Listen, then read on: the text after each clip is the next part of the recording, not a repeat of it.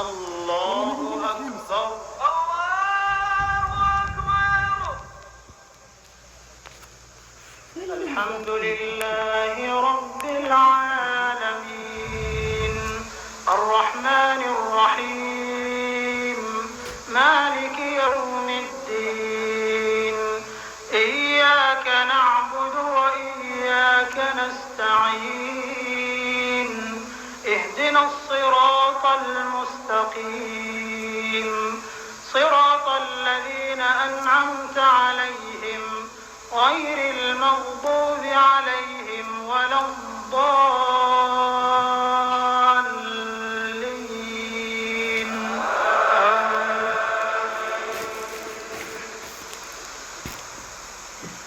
قل أعوذ برب الفلق من شر ما خلق ومن شر غاسق إذا وقب ومن شر النفاثات في العقد ومن شر حاسد إذا حسد. قل أعوذ برب الناس ملك الناس إله الناس من شر الوسواس الخناس الذي يوسوس في صدور الناس من الجنة والناس. الله أكبر. الله أكبر.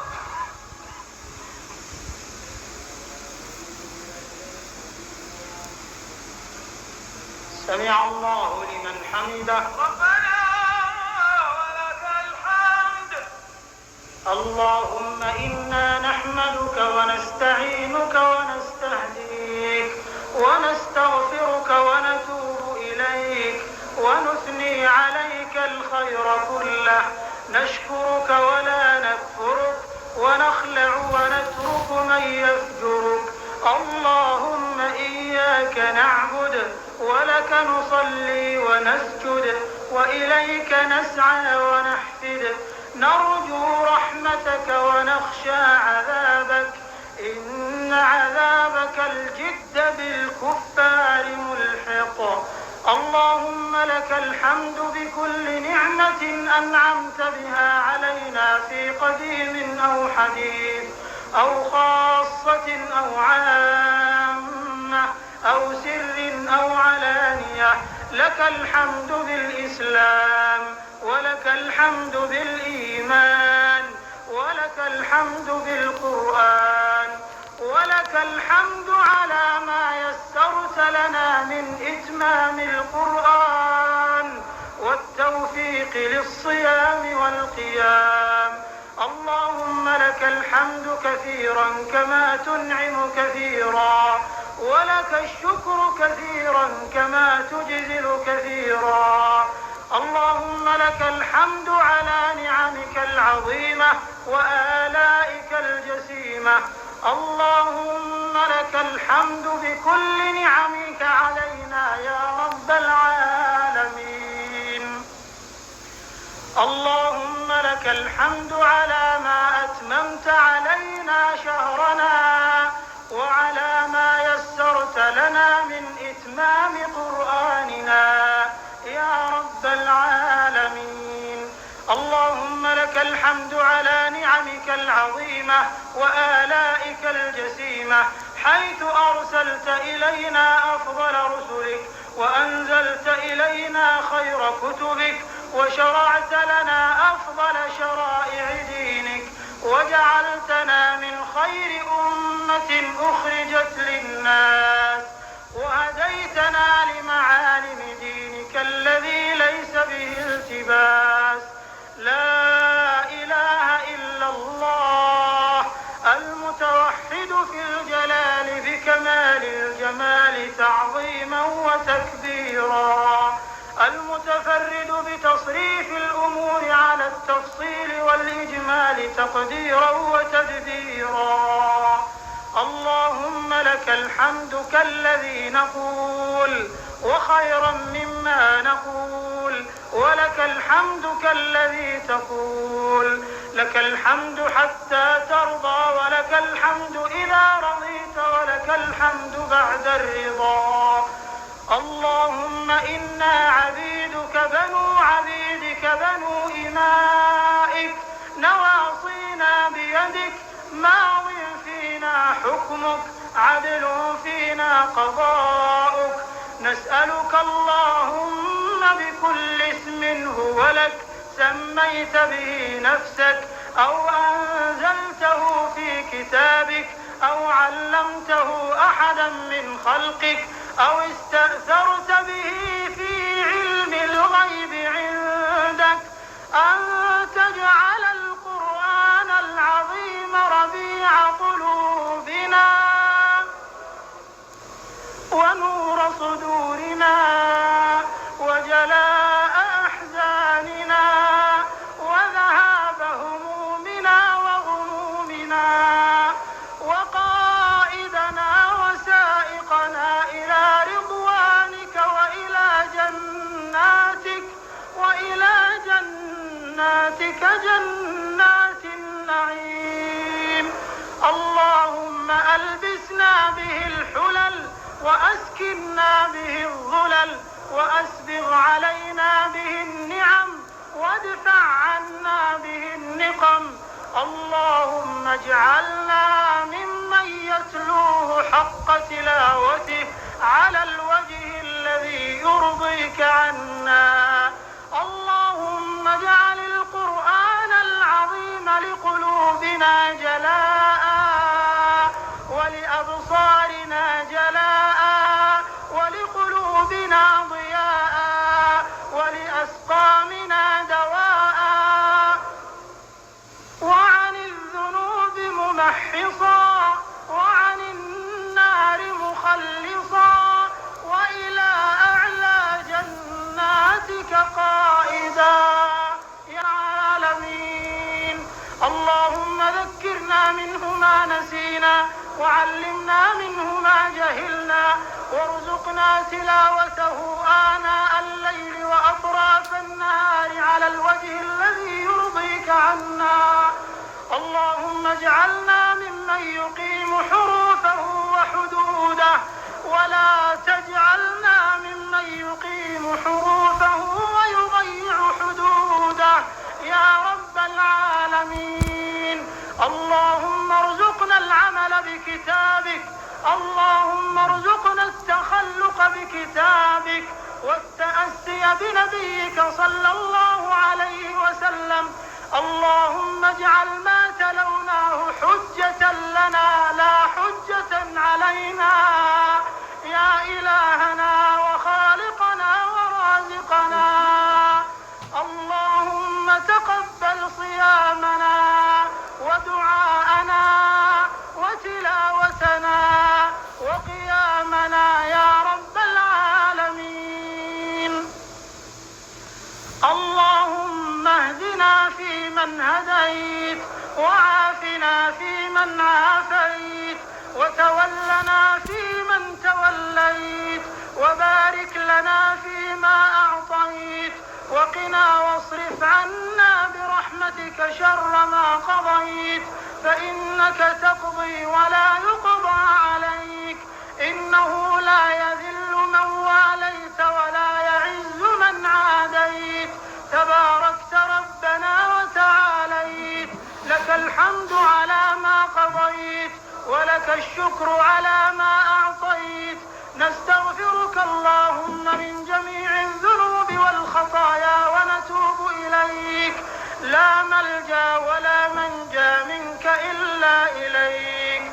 اللهم اقسم لنا من خشيتك ما تحول به بيننا وبين معصيتك، ومن طاعتك ما تبلغنا به جنتك، ومن اليقين ما تهون به علينا مصائب الدنيا، ومتعنا بأسماعنا وأبصارنا وقواتنا أبدا ما أبقيتنا، واجعله الوارث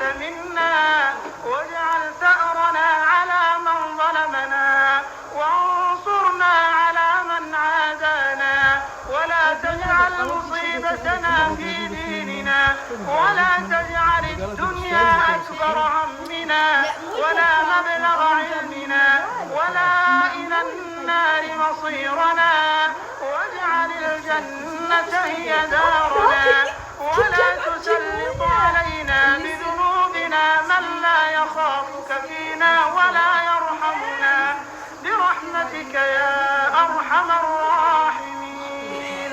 لا إله إلا الله الولي الحميد، لا إله إلا الله يفعل ما يشاء ويحكم ما يريد. لا إله إلا الله رب العرش العظيم، لا إله إلا الله الحليم الكريم، لا إله إلا الله العلي العظيم. سبحان مجيب الدعوات، سبحان مغيث اللهفات، سبحان غافر الذنوب والخطيئات. لا إله إلا أنت سبحانك إنا كنا من الظالمين. لا إله إلا الله عدد ما مشى فوق السماوات والأرضين ودرج. والحمد لله الذي بيده مفاتيح الفرج. يا فرجنا إذا أغلقت الأبواب، يا فرجنا إذا غلقت الأبواب، ويا رجاءنا إذا انقطعت الأسباب وحيل بيننا وبين الأهل والأصحاب والإخوة والأحباب. اللهم إنك عفو تحب العفو فاعف عنا. اللهم إنك عفو كريم تحب العفو فاعف عنا. اللهم إنك عفو كريم تحب العفو فاعف عنا. إلهنا إلهنا إلهنا قد حضرنا ختم كتابك وأنخنا مطايانا ببابك، فلا تطردنا عن جنابك، فلا تطردنا عن جنابك. فإن طردتنا فإنه لا حول لنا ولا قوة إلا بك.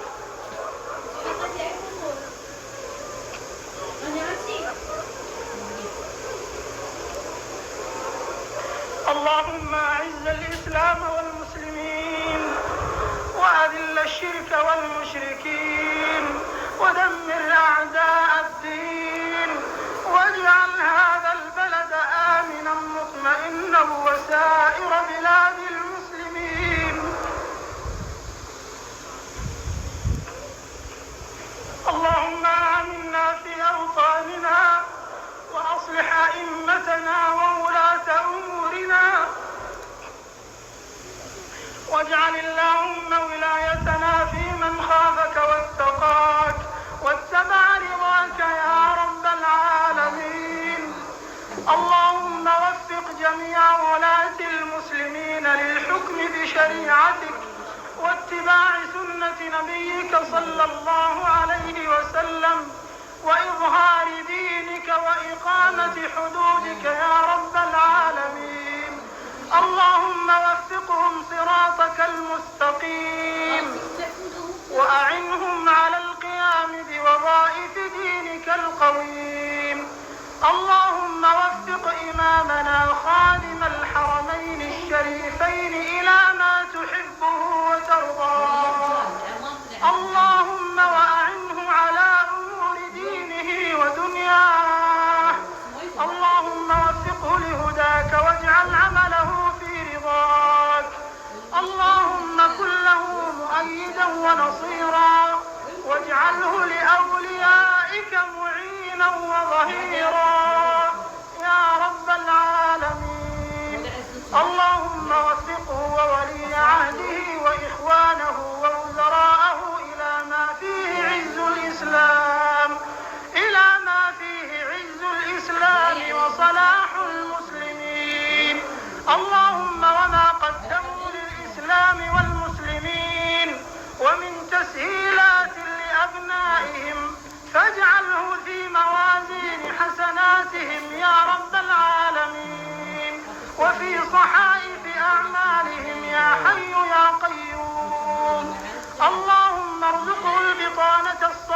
الصالحة. اللهم ارزقه البطانة الصالحة والحاشية الناصحة والجنود المخلصين. اللهم وأبعد عنه بطانة السوء يا ذا الجلال والإكرام.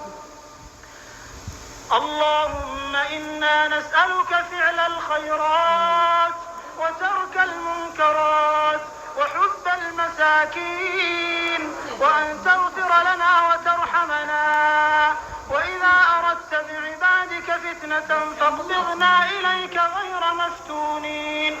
اللهم إنا نسألك من الخير كله عاجله وآجله ما علمنا منه وما لم نعلم، ونعوذ بك من الشر كله عاجله وآجله ما علمنا منه وما لم نعلم، ونسألك من خير ما سألك منه عبدك ورسولك محمد صلى الله عليه وسلم وعبادك الصالحون، ونعوذ بك من شر ما استعاذك منه نبيك محمد صلى الله عليه وسلم وعبادك الصالحون. اللهم أحسن عاقبتنا في الأمور كلها وأجرنا من خزي الدنيا وعذاب الآخرة. اللهم لك الحمد أنت نور السماوات والأرض، ولك الحمد أنت قيوم السماوات والأرض، ولك الحمد أنت الحق وقولك الحق ودعاؤك حق. نسألك اللهم أن تغفر لنا وترحمنا رحمة من عندك تغنينا بها عن رحمة من سواك. اللهم يا حي يا قيوم برحمتك نستغيث، برحمتك نستغيث، فلا تكلنا إلى أنفسنا طرفة عين ولا أقل من ذلك. اللهم أنت ربنا لا إله إلا أنت، خلقتنا ونحن عبيدك، ونحن على عهدك ووعدك ما استطعنا، نعوذ بك من شر ما صنعنا، نبوء لك بنعمتك علينا ونبوء بذنوبنا فاغفر لنا، فإنه لا يغفر الذنوب إلا أنت. اللهم اكتبنا من عتقائك من النار. اللهم اعتق رقابنا من النار. اللهم اعتق رقابنا من النار يا عزيز يا غفار. اللهم برحمتك وفضلك ومنك أصلح أحوال المسلمين. اللهم أصلح أحوال أمة سيد المرسلين. اللهم آمنهم في أوطانهم وأصلح أحوالهم وأرخص أسعارهم وول عليهم خيارهم واكفهم شر شرارهم يا ذا الجلال والإكرام. إلهنا اغفر لنا وارحمنا فإنك بنا راحم، ولا تعذبنا فأنت علينا قادر. ربنا لا تؤاخذنا بما فعل السفهاء منا، ربنا لا تزغ قلوبنا بعد إذ هديتنا وهب لنا من لدنك رحمة إنك أنت الوهاب. ربنا اصرف عنا عذاب جهنم، ربنا اصرف عنا عذاب جهنم إن عذابها كان غراما، إنها ساءت مستقرا ومقاما. اللهم إنا نسألك باسمك الأعظم وبوجهك الأكرم، نسألك باسمك الأعظم الذي إذا سئلت به أعطيت وإذا دعيت به أجبت، أن تجعلنا والحاضرين والسامعين من أهل الجنان، وأن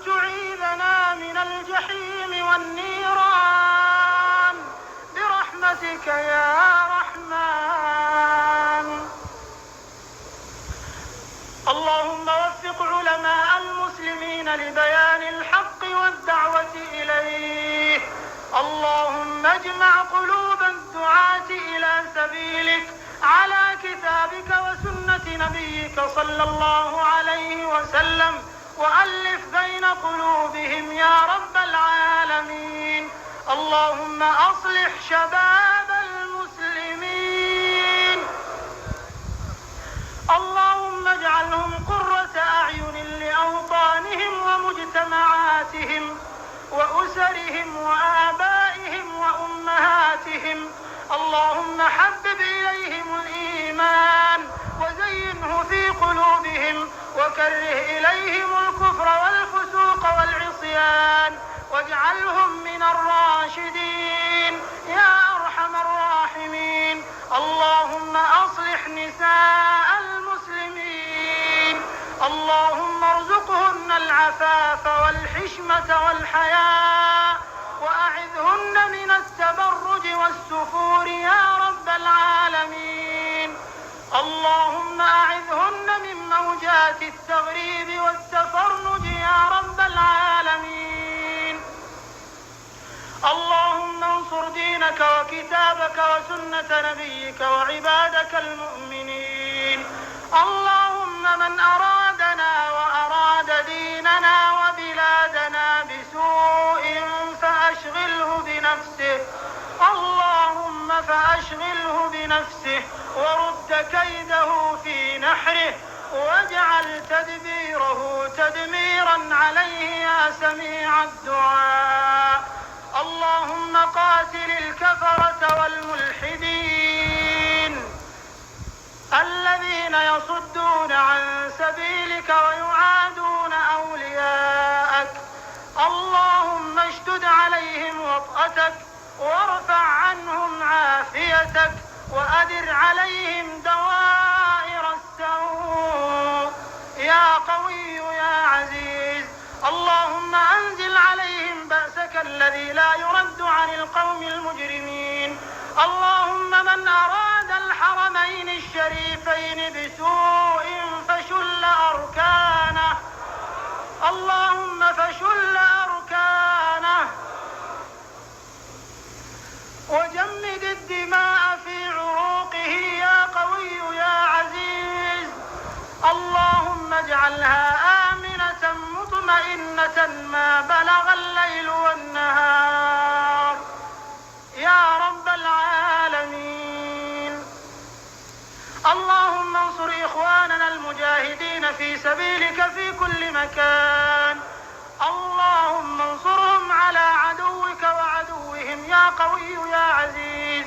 اللهم وحد صفوفهم وألف بين قلوبهم يا رب العالمين.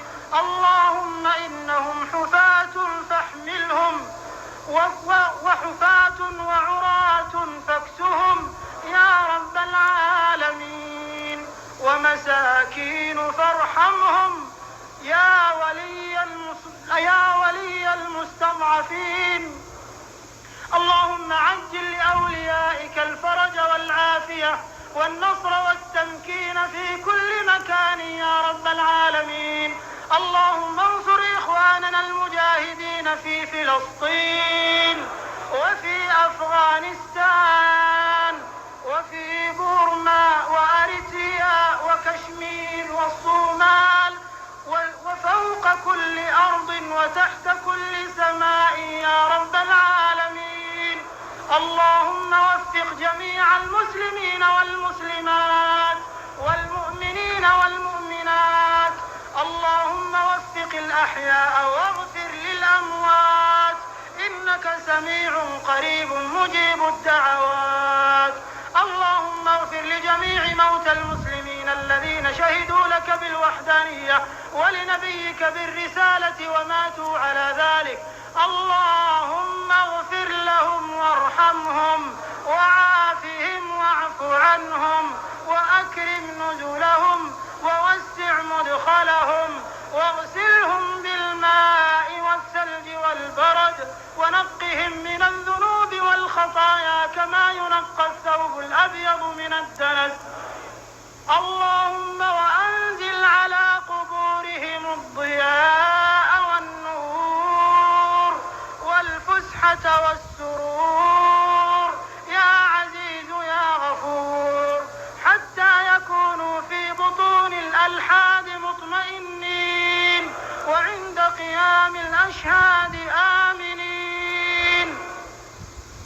وإلى أعلى جناتك سابقين.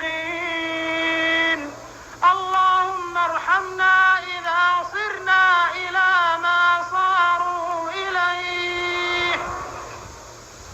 اللهم اغفر لنا وارحمنا إذا صرنا إلى ما صاروا إليه تحت الجنادل والتراب وحدنا. اللهم ارحمنا إذا وارانا التراب وفارقنا الأهل والأحباب والأصحاب. اللهم اجعل قبورنا رياضا من رياض الجنة ولا تجعلها حفرا من حفر النار برحمتك يا عزيز يا غفار. اللهم هون علينا سكرات الموت. اللهم ثبتنا عند الموت. اللهم إنا نعوذ بك أن يتخبطنا الشيطان عند الموت برحمتك يا أرحم الراحمين. اللهم ارحم في هذه الدنيا غربتنا، وارحم في القبور وحشتنا، وارحم يوم العرض عليك ذل وقوفنا يا حي يا قيوم يا ذا الجلال والإكرام. اللهم ارحمنا إذا برزنا إليك يا رب العالمين، وارحمنا يوم العرض عليك يا أرحم الراحمين. اللهم ارحمنا إذا شخصت الأبصار، وارحمنا إذا حفيت الأقدام، وارحمنا إذا عريت الأجساد، وارحمنا إذا دنت الشمس من رؤوس العباد وجيء بجهنم تقاد ب1000 زمام، مع كل زمام 70,000 ملك. اللهم أعذنا من حر النار ومن عذاب النار. نعوذ بك من صلاها ولظاها وزقومها يا حي يا قيوم. اللهم أورثنا الفردوس الأعلى في الجنان يا أرحم الراحمين. اللهم بفضلك أعد المسجد الأقصى إلى حوزة الإسلام والمسلمين. اللهم طهره من الغاصبين، اللهم طهره من الغاصبين، وأخرجهم منه أذلة صاغرين يا رب العالمين. اللهم أعد بيت المقدس إلى حوزة المسلمين يا رب العالمين، وارزقنا فيه صلاة قبل الممات. اللهم وكما تفضلت علينا بالصلاة في هذا الحرم الآمن وفي مسجد رسولك الكريم، فمن علينا بالصلاة في المسجد الأقصى يا أرحم الراحمين.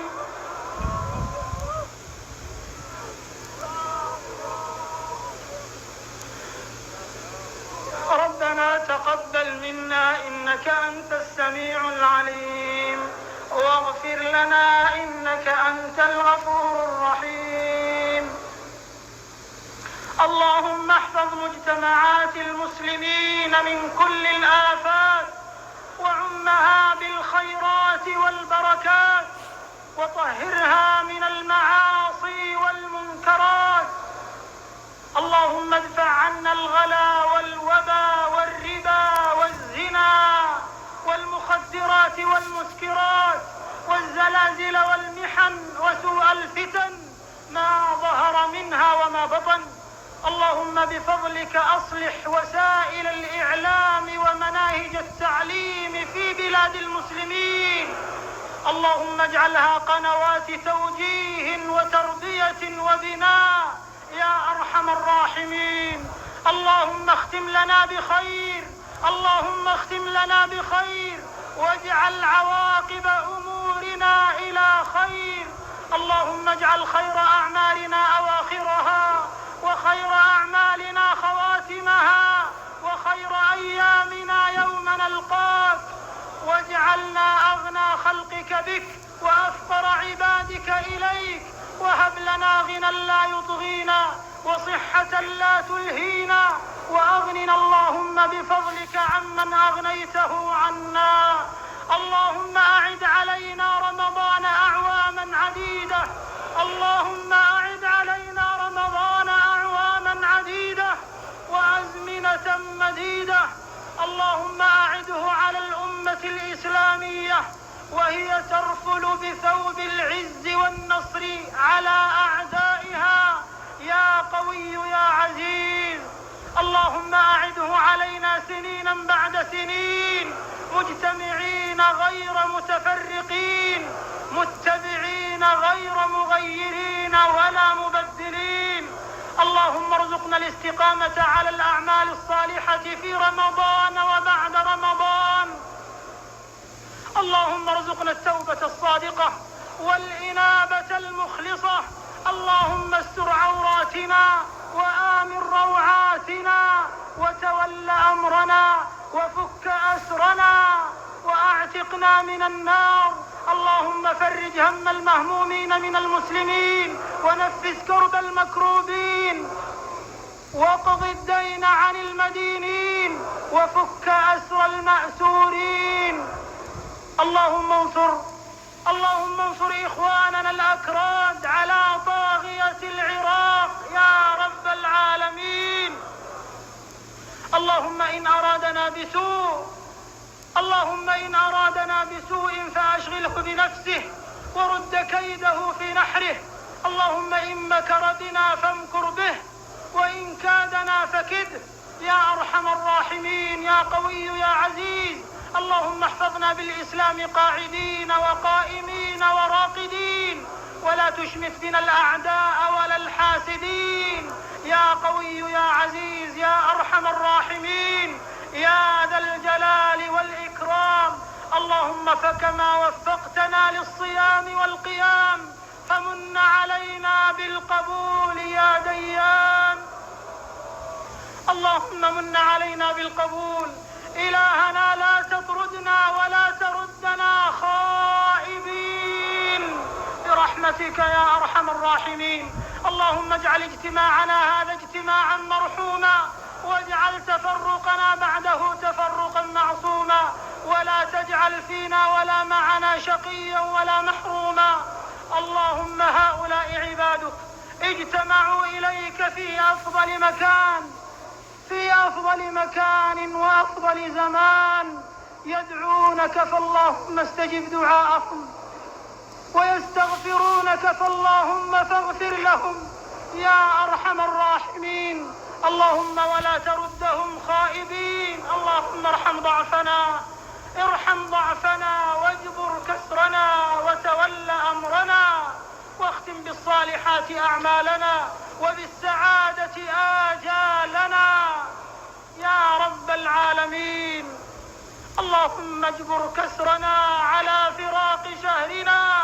اللهم ارحم عزاءنا وأحسن عزاءنا على فراق شهرنا يا أرحم الراحمين، ولا تجعل هذا الوقت وهذا المكان آخر العهد بهذه البقعة المباركة يا رحمن. اللهم لا تجعل هذه الوقفة آخر العهد بمكانك المقدس وبيتك المطهر يا أرحم الراحمين، وبلغنا فيما يرضيك آمالنا يا حي يا قيوم. اللهم ما قصر عنه رأينا ولم تبلغه مسألتنا من خير أنزلته على أحد من عبادك فاجعل لنا منه أوفر الحظ والنصيب. اللهم إنك تسمع كلامنا وترى مكاننا وتعلم سرنا وعلانيتنا. نحن الفقراء إليك الأسراء المنطرحون بين يديك، نسألك مسألة المساكين وندعوك دعاء المذنبين ونبتهل نبتهل إليك ابتهال الخائفين، ابتهال من خضعت لك رقابهم وذلت لك أجسادهم ورغمت لك أنوفهم. فاللهم تقبل منا يا أرحم الراحمين، اللهم تقبل منا أعمالنا واجعلها خالصة لوجهك الكريم. اللهم لا تجعل لأحد في أعمالنا مقصدا غيرك يا أرحم الراحمين، وارزقنا الإخلاص في أقوالنا وأعمالنا، وأعذنا من الرياء والسمعة يا حي يا قيوم. ربنا آتنا في الدنيا حسنة وفي الآخرة حسنة وقنا عذاب النار. اللهم صل على محمد وعلى آل محمد كما صليت على إبراهيم وعلى آل إبراهيم إنك حميد مجيد. اللهم يا سامع الصوت ويا سابق الفوت ويا كاسي العظام لحما بعد الموت، صل على محمد ما ذكره الذاكرون الأبرار، وصل على محمد ما تعاقب الليل والنهار، وصل على محمد وعلى المهاجرين والأنصار يا رب العالمين، إنك أنت العزيز الغفار الواحد القهار. سبحان ربك رب العزة عما يصفون، وسلام على المرسلين، والحمد لله رب العالمين، وصلى الله وسلم وبارك على نبينا محمد وعلى آله وصحبه أجمعين.